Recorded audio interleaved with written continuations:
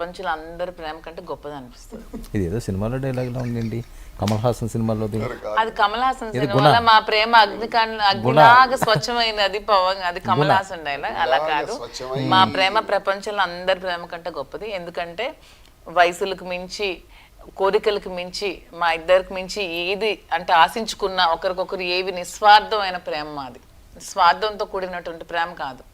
తన నుంచి ఆశించడానికి తన దగ్గర ఆశించడానికి తన దగ్గర ఏమీ లేదు, నా దగ్గర ఏదో ఎక్స్పెక్ట్ చేయడానికి తన దగ్గర తను నా దగ్గర నుంచి ఎక్స్పెక్ట్ చేయడానికి ఏమీ లేదు.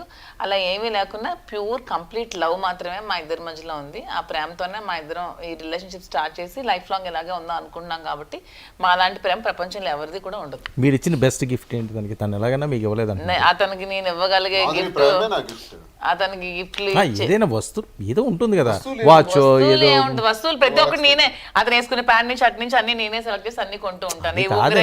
దగ్గర నుంచి ఇచ్చాను. మెమరబుల్ గా ఉండేది ఏదో, మెమరబుల్ గా ఉండేది అంటే మరి ఏమైనా గుర్తుందా? అది వేరులేండి. జనరల్గా ఏమన్నా మీరు అపురూపంగా చూసుకుండేది ఏమైనా తను ఇచ్చిన దాన్ని, అమ్మో ఇది తినిచ్చింది అని చెప్పి. కొన్ని నాకు వాచెస్ అని, తర్వాత అంటే నాకేమంటే శ్రీనివాస్ గారు యూజ్ చేసే ప్రతిదీ నేనే దగ్గరుండి సెలెక్ట్ చేసుకొని, ఇప్పుడు ఫోన్ అని, వాచ్ అని. ఫస్ట్ మీరు ఇచ్చిన గిఫ్ట్ ఏంటి? ఫస్ట్ మీరు ఇచ్చింది ఏంటి గుర్తుందా? ఫస్ట్ గిఫ్ట్ ఈ బ్రాస్లెట్. ఫస్ట్ ఇది బ్రాస్లెట్. అందుకే ఎప్పటికీ ఇది వదలరెత్తును, ఇలా పెట్టుకుంటూనే ఉంటారు. ఓకే, ఫస్ట్ అది ఇచ్చారా? ఎన్ని బ్రాస్లెట్స్ ఉన్నా కూడా పెట్టుకోరు, ఇదే పెట్టుకుంటారు. ఇలా అంటే ప్రతిదీ అతను క్యారీ చేసే ప్రతిదీ నేనే కొని ఇవ్వాలని నాకు. మీరు అసలు ఏమీ ఇవ్వలేదండి? నేనే తనే ఇది ఒక మెర్సిడీస్ కొని ఇద్దామని అనుకుంటున్నాను. సో అది లాంచ్ ఉంటుందా షోరూమ్ టైంలోని? లేదు, నెక్స్ట్ ఇస్తా, మెర్సిడీస్ కొని ఇస్తాను, నాకేం వాల్వో కొని ఇస్తామని తను అంటుంది. ఓకే, బాగుంది.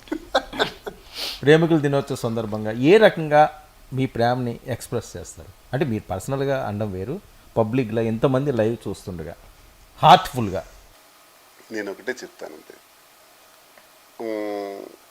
స్వార్థం లేకుండా,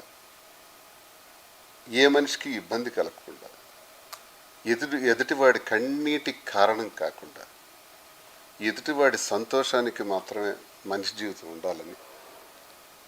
చాలామంది చాలా రకరకాలుగా ఉన్న పరిస్థితులు, ప్రభావాలను బట్టి కొన్ని చెప్పుకోగలుగుతారు, కొన్ని చెప్పుకోలేకపోతారు. కానీ నా మనస్సాక్షిగా నేను చేసిన ప్రతి ఒక్కటి కూడా ప్రజలకు వాస్తవంగా తెలియజేశాను. నేను నా మనసులో ఏదీ దాచుకోలేదు. నా తెరిచినటువంటి పుస్తకం.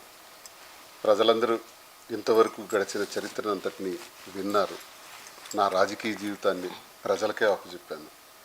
ఈ జీవితాన్ని కూడా ప్రజలకే తెలియజేశాను.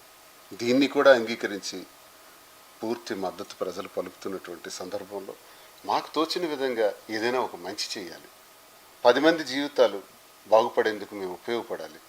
మేము వ్యాపార పరంగా అభివృద్ధి చెందితే మాతో పాటు ఎంతోమంది బ్రతుకుతారు, వాళ్ళ జీవితాలకు కూడా భరోసాగా ఉండాలని మా ప్రేమతత్వంతో ఈరోజు మనస్ఫూర్తిగా వ్యాలంటైన్స్ డే అనుకోకుండా వచ్చింది. కాబట్టి మేము వ్యాపారం ప్రారంభించకముందే మా ప్రేమలో మేమిద్దరం కూడా తెలియజేసేది అందరూ బాగుండాలి, అందులో మేము కూడా ఉండాలి అనుకునే తత్వంతోనే ముందడుగు వేస్తున్నాను.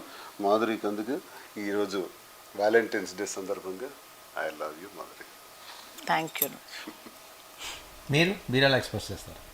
నా దగ్గర ఎక్స్ప్రెస్ చేయలేనంత అయినది జతయే అతనన్నది, మనసేమో ఆగదు క్షణమైనా తోచదు, మొదలాయే కథేలా.